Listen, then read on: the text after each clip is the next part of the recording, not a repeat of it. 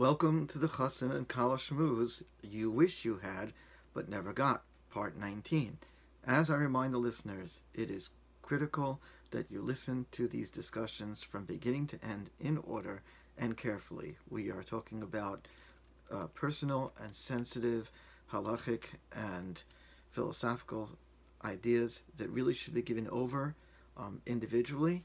Consider this video that you're looking at with me as being given over individually, and I ask you for your own sake that you do not cheat yourself out of the opportunity of truly understanding this material in the context and the way it was meant to be understood. And the best way to do that is to go to my YouTube channel. It is Simcha Feuerman. You just Google that on YouTube, and you should be able to get my channel. And then within that channel, there's a playlist called the Chosson and Kallah Shmooze, and that playlist, once you start from the first one called Intro, it will go in order. So it'll be the Chosson and Kallah Shmooze you wish you had but never got, Intro. Just the word intro over there. Also, anybody interested in a PDF of the basic material that is being presented today and throughout these discussions, that is available too. So, continuing our discussion about the tension in the halacha and in Jewish philosophy about abstaining from pleasure versus indulging in pleasure, today we're going to take a look at a different angle. In the past 2 or 3 discussions, we've been following various halachic threads, trying to understand the actual underpinnings of the halacha, the intentions behind each position, and to help people come up with an approach that is going to help them develop spiritually, intimately, emotionally. Today we're going to look at a number of general ideas, not necessarily halachic in the absolute sense that it applies to sexuality, but halachic in a sense that it is firmly rooted in Jewish sources. And we're going to look at these sources quite extensively and rely on them to get a better sense as to what the Torah understands about love and lust and desire between man and woman, and basically even love and lust and desire altogether. So the premise that I'm going to put forward, and then we're going to look at it in more detail from different sources, is that there is a definite place within Jewish ideas, even as a lechatchila, not just as a concession to the Yetzer Hara, which we saw definitely as being allowed. There's quite a bit. In fact, almost everything is permitted within the confines of marriage, technically.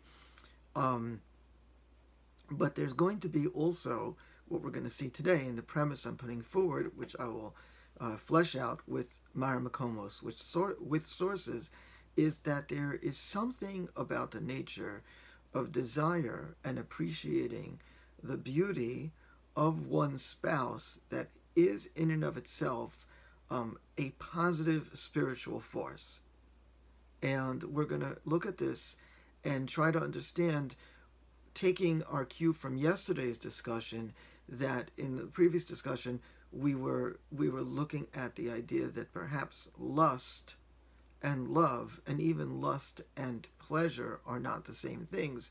So we're going to develop this idea further in terms of appreciating the beauty of one's spouse and using that as a bonding force. So let's just start with the idea of lust in general, meaning even outside of sexuality, clearly any type of religious system that's worth its salt is going to in some way stress the moderation of various hedonistic desires, because it's the exact opposite of godliness. And in general, and why is that? Maybe I should explain that for a moment. Why is that? Because in order to really connect to God, one needs to practice the idea of abstaining from physical distractions. God and physicality are at opposite ends. One cannot truly perceive or sense the sublime spiritual pleasures and spiritual connection without having an ability, and it's a developed ability, to separate from the distractions of physicality. And that's true in almost any type of religious tradition, in any type of mystical tradition. Spirituality does not require sacrifice, but religion always requires sacrifice. Religion is a service or a devotion to something bigger than ourselves. In our case, of course, as Torah-believing Jews, our sacrifice is a willingness to subjugate ourselves, our bodies, our desires towards something higher, God. Now, there's also a very strong belief within Judaism that whatever God wants from us is not for himself, it is for our own benefit. So there is a value also, a harmonious value in being able to moderate physicality. But moderate is different than ignoring it. And so we have a din, for example, in Shulchan Aruch, Orach Chaim, Siman Kuf Samach Zayin Sif Aleph, 167 in Shulchan Aruch, that a person who is going to make a blessing on bread, someone who's going to make a blessing on bread, he shouldn't break off too small a piece because that would look miserly, and he shouldn't break off too large a piece because that would look gluttonous. That would look like basically what we would say in Yiddish, it looks like a chazer, looks like a pig eating so much. So you're supposed to break off a regular sized piece out of respect for the bracha, perhaps to cultivate mindfulness and appreciation for God after you made the blessing, to eat the food, whatever are the deeper underpinnings of that situation. You're still supposed to break off a piece and enjoy it, but not too big a piece and not be gluttonous. But here's where it gets interesting, that on Shabbos, which is a special day of the week, that we are supposed to have oneg, that we are supposed to have pleasure.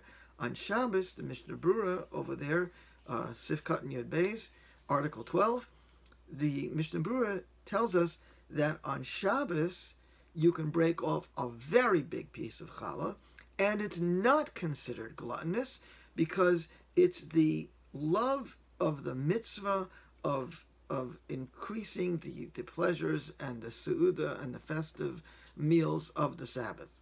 So we have an interesting thing over here. Ultimately, one is still being gluttonous. Ultimately, one is still taking off a large chunk of challah or bread to eat. But on Shabbos, because it's a mitzvah to have oneg, because it's a mitzvah to have pleasure, all of a sudden, the very same act, because it's an act of somehow devotion and it's at a special time, then it's considered okay. And we find this concept not only over there, we find it also, for example, by matzah. Now, everybody is familiar with the rule that on Erev Pesach, one is supposed to not have matzah. On the eve of Passover, one is supposed to abstain from eating matzah. The reason given in the Gemara is so that you should eat matzah on Seder night, bite avon, with desire. There is a Hasidic minhag to not eat matzah already starting Purim time. Not to eat matzah. So that's a whole month, right? And if it's it would be the same. It would be the same even if it was a leap year because Purim comes out in other days. But the point is, it's a month. Now, interestingly enough, if you pay attention to Rashi's words in Psachim on Tzadites Amud Beis 99b, Rashi does not merely say that the point is to eat the matzah with desire. He says, Kadesh yochol matzah shal mitzvah, lite avon mishum hidor mitzvah. Rashi is saying that it is a hidor mitzvah. Hidor mitzvah means that there are some things that are above the letter of the law that are considered a way of glorifying and honoring the mitzvah. So, for example, many of you are familiar with the idea that around Sukkot time, people look and will even pay very large sums of money to get an esrog without a blemish, to get an esrog with no blemish or few blemishes. Now, that is called hidor mitzvah. There are many esrogim that have certain blemishes that are still halachically acceptable, but that is not hidor mitzvah. Hidor mitzvah is to get the nicest esrog. the nicest, most beautiful, unblemished looking esrog, and many people, like I say, spare no expense. It's not unheard of for someone to spend $200, $300, $500 on a perfect esrog. Now, Rashi here is saying that to eat the matzah with gusto, to want to eat the matzah, to desire the matzah itself is hidur mitzvah. So he's not just saying that it's permitted to desire to eat the matzah on Pesach night, but wanting to eat the matzah is a form of honoring the mitzvah. It's a form of hidur mitzvah. So let's bring us back down to our example. The Rambam tells us in Hilchos Shabbos, Perek Lamed, Halacha Yadalid, chapter 30, article 14, the Rambam tells us that being sexual on Shabbos is a part of the mitzvah of Oneg Shabbos, meaning Shabbos is a day of rest. It's a day of indulging in certain delights to honor this day. That is how our Chachamim understand part of the mitzvah of Shabbos. And the Rambam is telling you that to be sexual on Shabbos is a part of the oneg of Shabbos. It's a part of the mitzvah of the delights of Shabbos. So now, putting 1 + 1 + 1 together to equal 3, we can say that we see from the law of making blessings that to take a large chunk of bread on Shabbos is what is ordinarily considered gluttonous, is considered exemplary to honor Shabbos. We can see that having desire for the actual taste of a mitzvah, like matzah, we can see from Rashi that we just quoted that that itself is considered an honor of the mitzvah, and we see that being sexual on Shabbos is Oneg Shabbos. So let's put them all together. That would seem to imply that even if one ordinarily, for whatever reason, felt that it was valuable to limit their pleasure or moderate their pleasure because of all the descriptions in Shulchan Aruch and all the dire warnings and the need to restrain oneself, to practice a certain degree of separation from physical lusts, it's very possible that on Shabbos all that is either much reduced or maybe suspended. Interesting thought. You heard it here first, folks. Okay, another important point is that the actual act, in terms of enjoying, connecting through feeling love and through feeling happiness, is different than lust. And I stated this before as a theoretical, philosophical point. I'm going to show you some fascinating sources. So we know the story in chapter 26 in Bereshis, where the Philistine king Avimelech notices Yitzchak and Rivka, who were purportedly brother and sister. That was the cover story they gave. He notices them making laughter, making some kind of gaiety between those two. That's what the pasuk describes. And most of the Mefarshim understand that this was beyond the simple idea that they looked a bit flirtatious, like the way of husband and wife, but actually he saw them in the sexual act. He saw them, and it's euphemistic. The pasuk is saying that they were making laughter, they were making gaiety, because the Torah speaks in euphemistic language, but actually it was a sexual act. And Rashi says that clearly. And actually, what we see from there is the language of sexuality. The language of sexuality itself is referred to as gaiety, as tzchok, as laughter, and as fun. And we find also the Rambam in Hilchos Ishus, Perek Tes Vav, Halacha Zayin, that's chapter 15, article 7. He says that one should be very careful not to coerce their wife into being sexual. Rather, it should be done with her consent and through engagement and joy.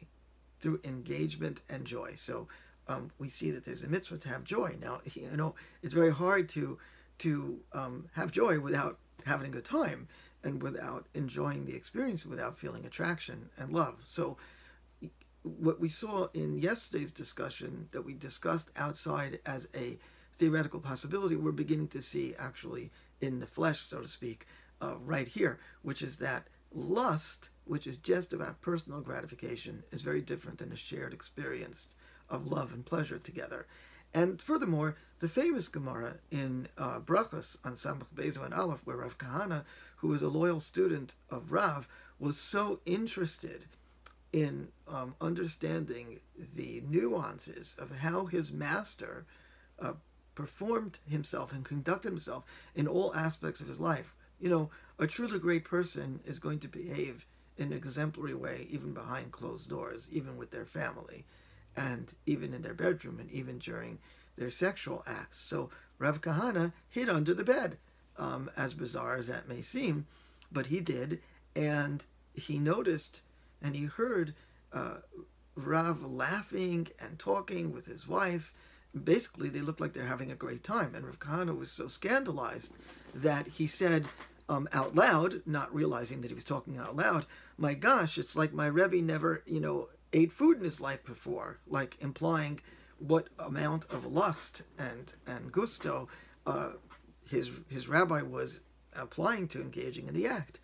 And it doesn't matter exactly whether that was proper for Rav Kahana to be under the bed or not. The Gemara kind of leaves it as an open question without commenting in detail about the actual behavior. But the point is, clearly Rav was very engaged in the activity and having a good time too. And in fact, it goes so far that Rav Yaakov Emden, in his commentary on Shas, you can't find it in all editions, I don't know why, but in some of the Shas's, most of the Shas's have Rav Emden in the back, but only some have this printed. I'm not sure why it's not printed in all of the Shas's, but Rav Emden says that you see from here that the principle of kaf or shade, that the idea that we saw in previous discussions that one should engage in sexuality as if they're forced by a demon, he says, you see, it's not for everybody. It's not even for Rav. So we're talking about a sage that lived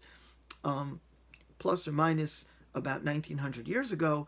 That's now about 1800 years ago. That's quite impressive, I would say, quite impressive. So we're beginning to see how how interesting this really is, and that it's not so simple. Now, there's also a concept of beauty and enjoying beauty. First of all, you'd have to be completely twisted in your ability to understand Scripture if you didn't notice that almost all the matriarchs, the imahos, are described as beautiful by the verse itself.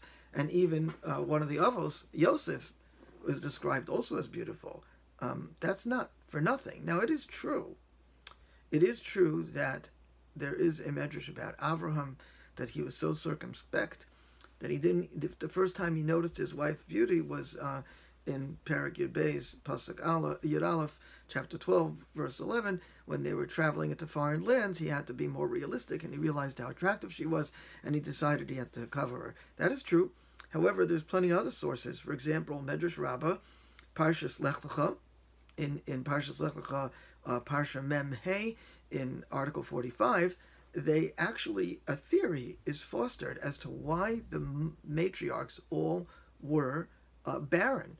If you study the stories, the matriarchs all struggled to have children. It took them many, many, many years. And oddly enough, and surprisingly enough, the one opinion in the Medrash is because if they were to have children too early, it would make them ugly to their husbands. Their bodies would become distorted and malformed. Of course, we should also keep in mind that before medical science and all kinds of other things, childbirth certainly might have been more traumatic to the body and all those things. But the point is, conceptually, according to this Medrash Rabbah, God cares so much about how attractive the matriarch should look that he's holding back them having children. That's very powerful. The Medrash in Eicha, Perek Gimel Pasuk Yud Zayin, and the Gemara in Shabbos on Chaf Hamad Beis 25b talks about this sadness that the Rav Yitzchak Nafka talks about the sadness that after the Churban, the Jewish women were no longer so attractive, and the men lost out on their Oneg Shabbos of having beautiful women. The Orach Chaim in Perek Chavtes Pasuk Yud Ches quotes a Gemara in Shabbos, the same one we just said, and actually relates it to the incident with Yitzchak and Rivka that we talked about before. And he talks about how a Talmud Chacham especially, who, because he has a broad imagination and a broad intellect, has greater desire too, and therefore it's very important for a Talmud Chacham to have a beautiful and attractive wife. The Zohar in Chelek Aleph, Daf Mem Tes 49b, speaks about when Adam says about Chava, Basar mibsari, etzem etzemai, flesh of my flesh, essence of my essence, that Adam is so attracted to his wife, and it says that Adam would look at any other woman. Of course, it can't be Adam anymore because there was no other woman, but it means that his state, or the ideal state, is to consider every other woman as ugly as a monkey except your wife. These are very powerful things. The Gemara in Tainus, on Chof Gimel Lamed Beis 23b, talks about Abba Chilkiah, a great tzaddik, grandson of Choni Ma'agal. Abba Chilkiah, in his own right, was a miracle worker. He had supernatural abilities, and it talks about Abba Chilkiah that when he went home, his wife came out to greet him, all made up with jewelry and everything, and the students were scandalized, and they asked, "What's going on over here?" And he says that my wife does this so that I should find her attractive and not be tempted by other women. We find that Ezra in Bava Kama on Pei Beis and Beis 82b, the prophet Ezra was misaken that merchants should go from city to city to sell makeup. Yes, to sell makeup in order that the Jewish women, be attractive to their husbands. We find a Gemara in Moed Katan on Testament Beis on 9b, Moed Katan, we find that one of the reasons why the rabbis permitted a woman to do different types of cosmetics on Chol HaMoed is so she should not become ugly to her husband.